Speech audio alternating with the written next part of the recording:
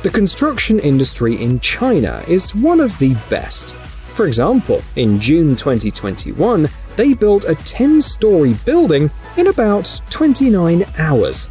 So, these panels for the quick installation of underfloor heating are used very often. They're also popular in the European market. According to the manufacturer, the advantages include flexibility, durability, and an array of different options for specific projects.